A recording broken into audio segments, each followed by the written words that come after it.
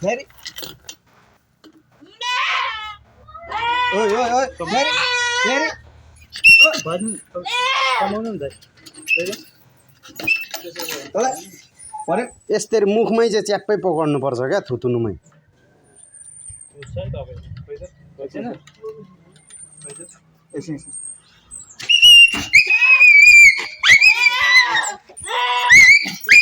ओइ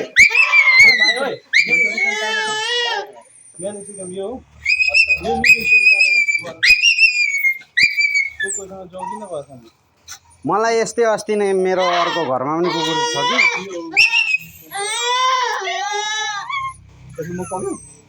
कान कान इन्फेक्सन भएको थियो कि त्यसरी नै डक्टरले लिएर अपरेसन गरिदिँदा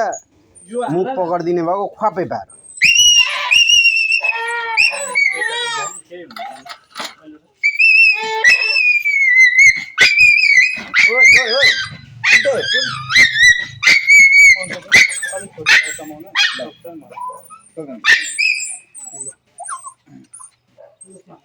मुला साग